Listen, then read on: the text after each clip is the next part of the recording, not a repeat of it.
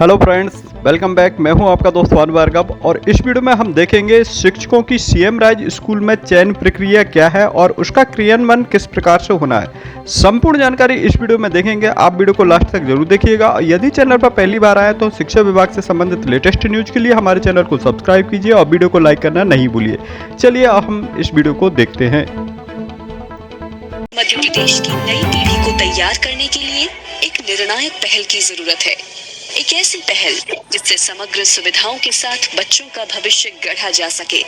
हमारी प्रस्तावित योजना के अंतर्गत स्थापित स्कूल बेहतर परिसर, उत्कृष्ट शिक्षक, उन्नत सुविधाएं एवं संसाधन प्रदान करेंगे। यहाँ science labs, library, digital classrooms जैसे आधुनिक शिक्षा के संसाधन मौजूद होंगे।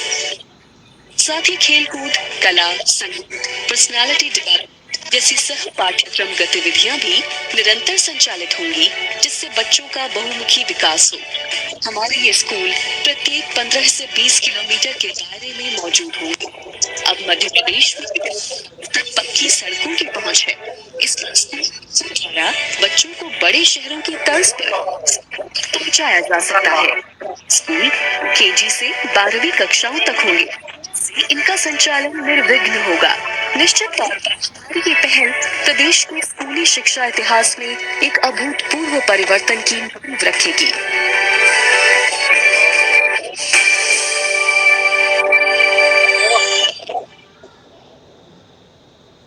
इंफ्रास्ट्रक्चर का प्रोसेस स्टार्ट कर लिया गया है। इस साल ये हो सकता है कि अभी सारी सुविधाएं आपको इस साल न मिल पाए, क्योंकि भवन निर्माण में लगभग 2.5 वर्ष से 3 वर्ष का समय लगने की संभावना रहेगी। लेकिन जो बेसिक चीजें हैं वो इस साल हम प्रयास करेंगे। जैसे स्टाफिंग जो है वो हम इस साल आपको देने का प्रयास करेंगे। साथ ही जो एक्स्ट्रा करिकुलर स्टाफ है हम आपको देने का प्रयास करेंगे, क्योंकि जैसे हमारे हाई स्कूल हायर सेकेंडरी में अभी 1 पीटीआई का पद है, यहाँ हम आपको सभी स्कूलों में 2 या 3 पीटीआई के पद रहेंगे। इसी प्रकार से म्यूजिक टीचर, डांस टीचर और उस तरह के पद सेटअप में डाले गए हैं, तो वो सारे पद आपको उपलब्ध कराने का प्रयास करेंगे। और किसी प्रकार का पब्लिक स्कूल्स में जिस तरह की स्टाफिंग की प्रोसेस रहती है, काउंसलर्स हैं आपको, वो उनकी भी व्यवस्था रहेगी। जो बच्चे फिजिकली चैलेंज्ड हैं उनके लिए स्पेशल एजुकेटर्स की व्यवस्था भी इन स्कूलों में की जा रही है।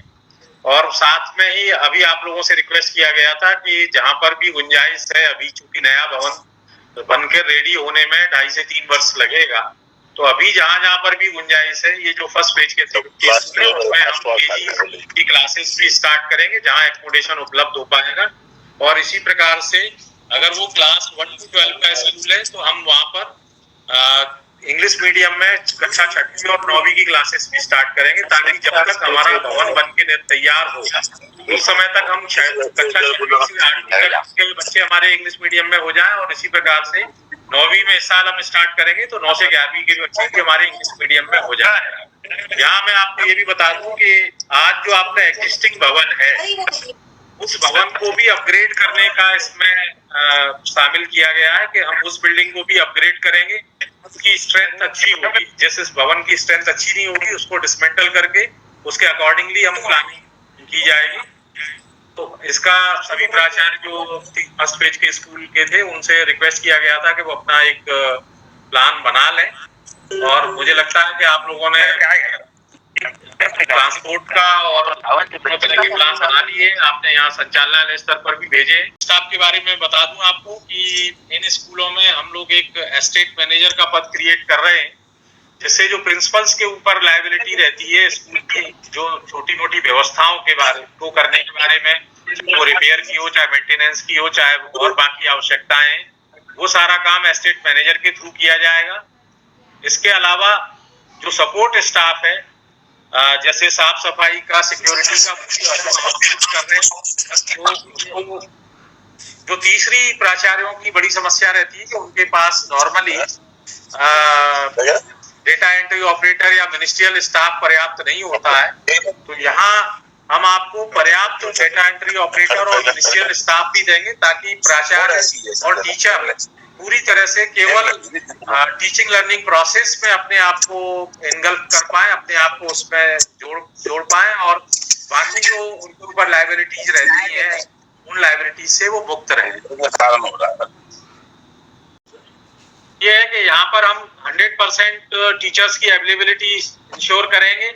और जैसा आपको मालूम है कि जैसे अभी प्राइमरी में केवल दो टीचर्स का सेटअप है 5 क्लासेस के लिए, तो मल्टीग्रेड मल्टी लेवल टीचिंग होती है। तो इन स्कूलों में इस प्रकार की टीचिंग नहीं होगी। हर क्लास के लिए कम से कम एक टीचर अनिवार्य रूप से उपलब्ध कराया जाएगा सभी क्लासेस के लिए। और इनमें जो पीटीआर रखा गया है, पीपल टीचर रेशियो रखा गया है, वो रखा गया है, यानी 4 क्लासेस के बाद एक एडिशनल टीचर भी यहाँ उपलब्ध कराया जाएगा। उसके बाद एक इस प्रकार से टीचर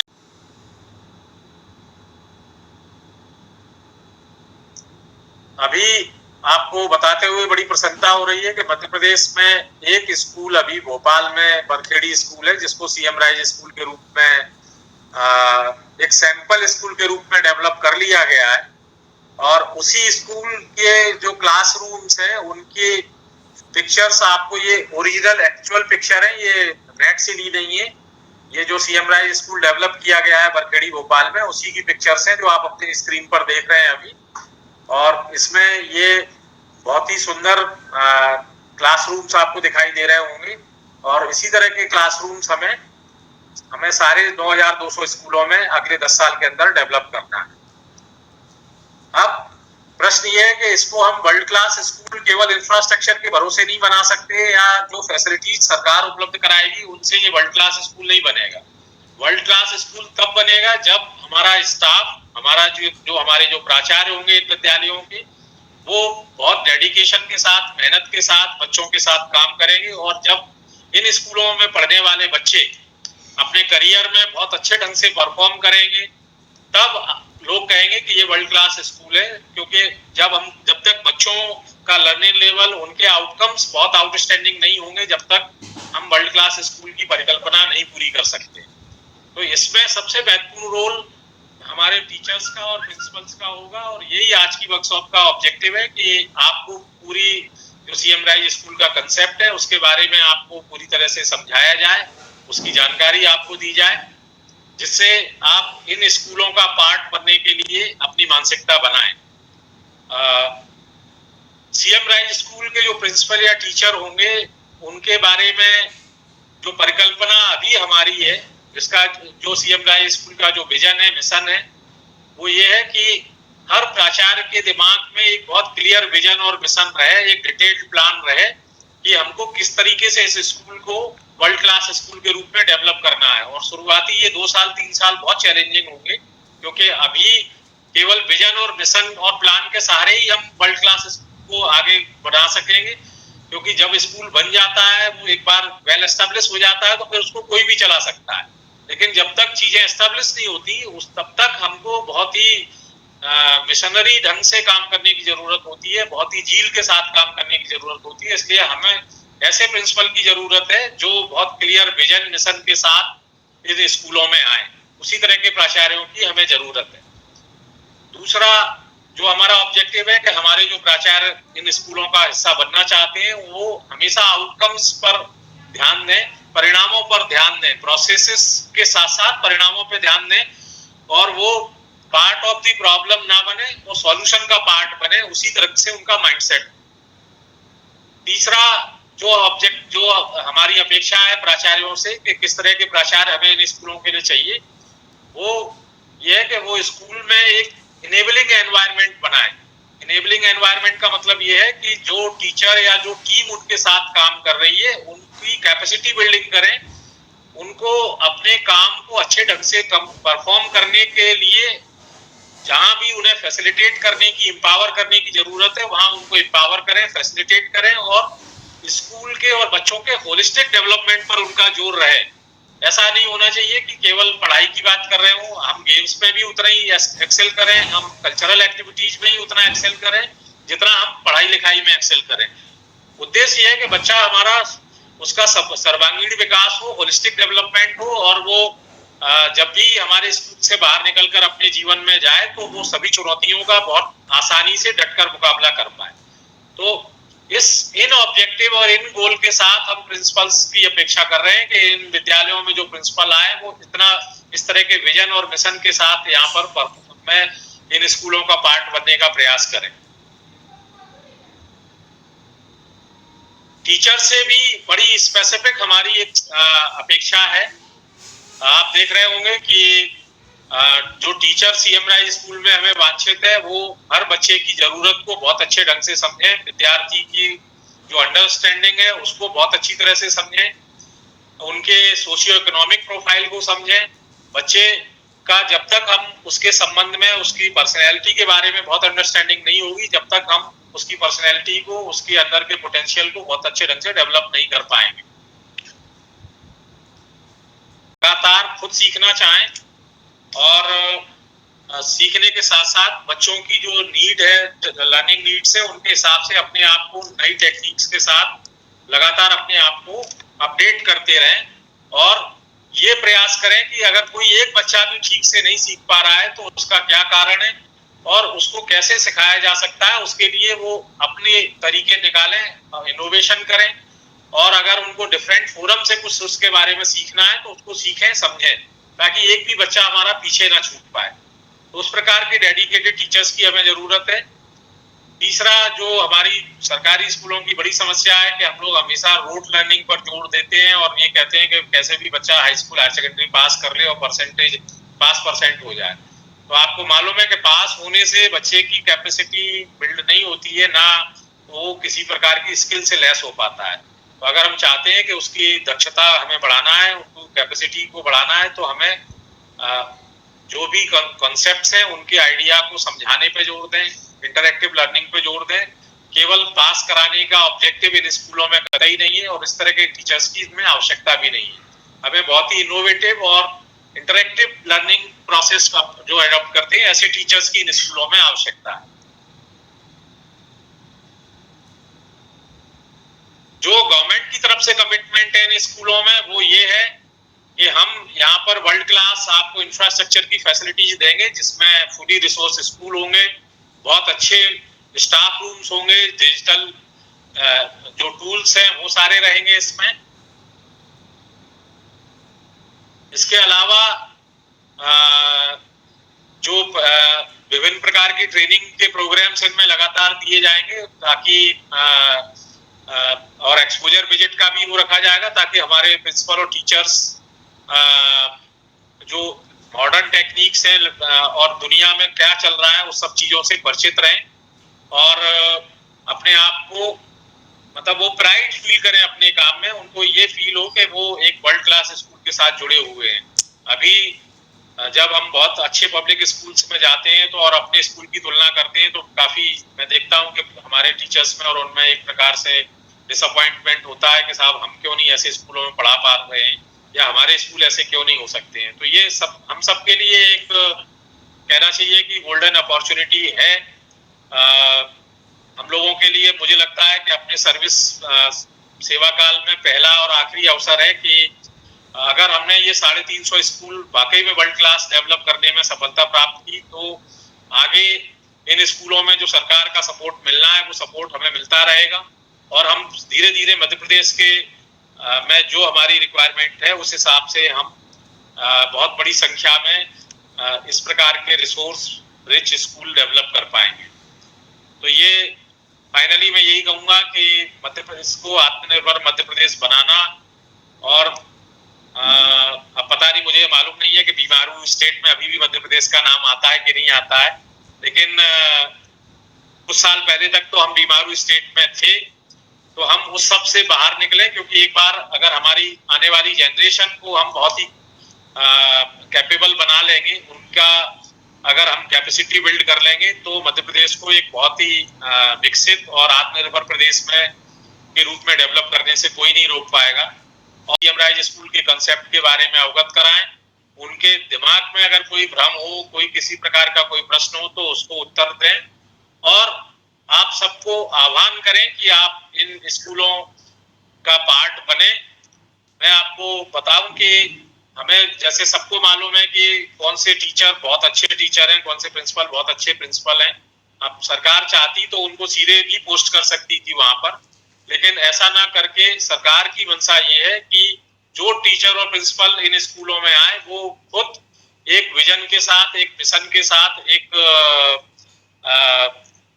डेडिकेशन के साथ आए कि इस परिकल्पना के साथ आए कि हमें इन स्कूलों को वर्ल्ड क्लास स्कूल में डेवलप करना है और हमें अपने बच्चों को 21st सेंचुरी की स्किल्स के साथ लैस करना है। और मध्य प्रदेश में अभी नेस में हमारा टारगेट है कि हम कम से कम टॉप 5 पे आए और 2027 तक हम लोग पीसा में भी बहुत अच्छा करना चाहते हैं। और उसी प्लानिंग के साथ में जो पीसा मतलब जो इंटरनेशनल असेसमेंट है स्टूडेंट्स का, उसमें भी हम लोग चाहते हैं कि 2027 तक हम आउटस्टैंडिंग परफॉर्म कर पाए। और इन दोनों ही ऑब्जेक्टिव को पूरा करने के लिए सीएम राइज स्कूल अपने आप में एक बहुत बड़ा इंस्ट्रूमेंट है। तो मेरा आप सभी से आह्वान है, सबसे अपेक्षा है कि जो बेस्ट टीचर हैं, जो अपने आप को बहुत अच्छा टीचर समझते हैं किसी भी सब्जेक्ट में, और ना केवल सब्जेक्ट में, कल्चरल एक्टिविटीज में, स्पोर्ट्स में, अन्य दूसरी एक्टिविटीज में, कंप्यूटर्स में, डिजिटल एजुकेशन में, वो सबसे आह्वान है कि वो इन स्कूलों में जो इनकी चयन की प्रक्रिया प्रारंभ हो रही है उसमें वो भाग लें। अभी इनकी चयन की प्रक्रिया के बारे में कामना मैडम आपको विस्तार से बताएंगी कि ये क्या है और इनकी आवश्यकता क्यों है। अब इसके बाद जो सबसे बड़ी और महत्वपूर्ण बात है वो ये है कि अब इनको बनाया कैसे जाएगा। उसके बारे में अभी आपसे कुछ इंफ्रास्ट्रक्चर के बारे में और एकेडमिक इश्यूज के बारे में बातचीत की गई है। अब इन सब को बनाने के लिए यदि हम कोई भी वर्ल्ड क्लास स्कूल बनाना चाहते हैं तो निश्चित रूप से उसमें जो लोग काम करते हैं उनकी महत्वपूर्ण भूमिका होती है। तो हम सीएम राइज स्कूल्स में ऐसे शिक्षकों और प्राचार्यों और जो स्टाफ है उनसे अपेक्षा करना चाहते हैं जो वाकई में दिल से इन स्कूलों में काम करने के इच्छुक हैं। तो उन्हीं के लिए प्रक्रिया बनाई गई।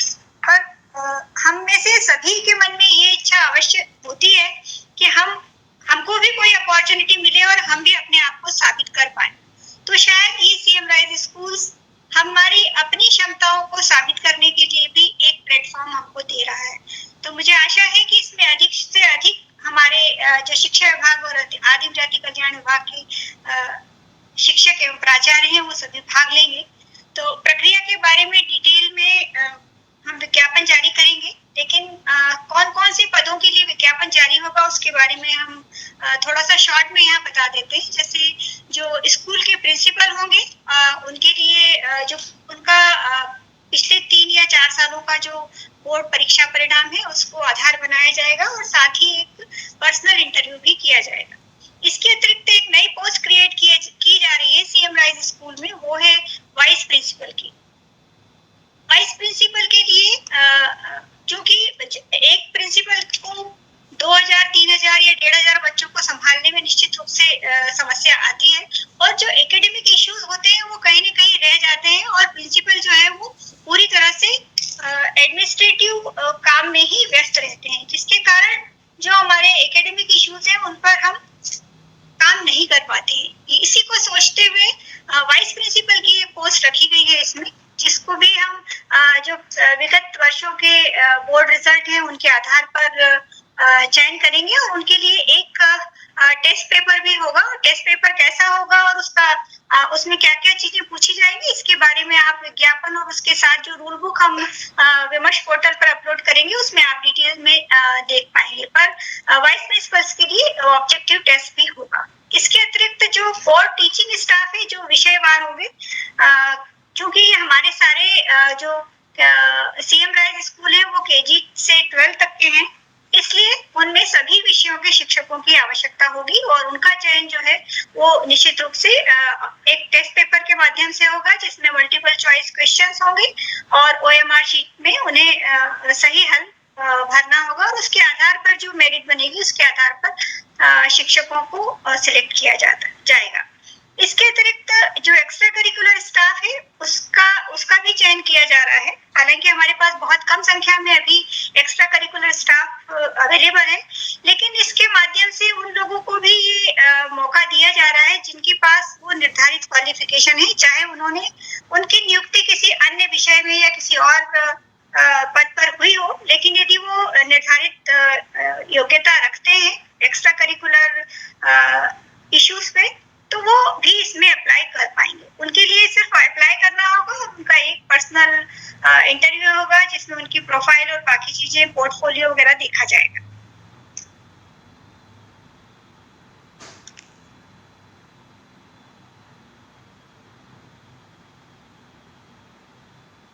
तो जो भी लोग इसमें इंटरेस्टेड हैं,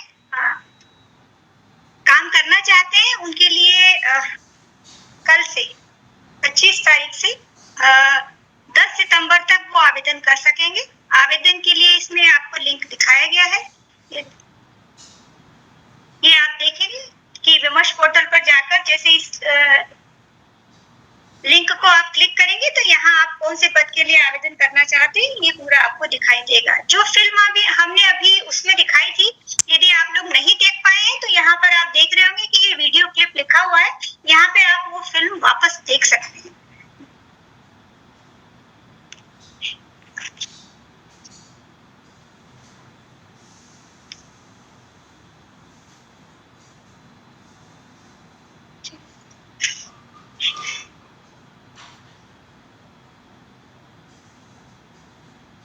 हम आपको सभी ग्रुप्स में भी डाल देंगे और विमर्श पोर्टल पर जहां आपके लिए लिंक दी जा रही है आवेदन करने की, वहां पर भी डाल दिया जाएगा ताकि आप जब भी देखना चाहें आप देख सकें।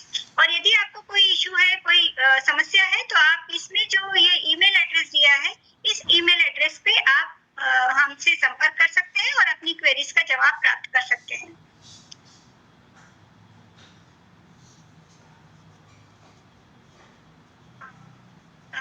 अब हमारा प्रेजेंटेशन यहाँ समाप्त हो रहा है। मैं हमारी आयुक्त महोदय अनुभव श्रीवास्तव मैडम से अनुरोध करूंगी कि वो भी हमको इस संबंध में मार्गदर्शन दें।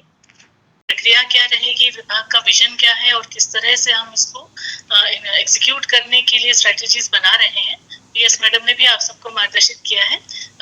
सार में ये है कि जो इतनी सुंदर परिकल्पना की गई है उसको जो साकार करने का दायित्व है वो उन्हीं लोगों को है जो इन इंस्टीट्यूशंस को हेड करेंगे।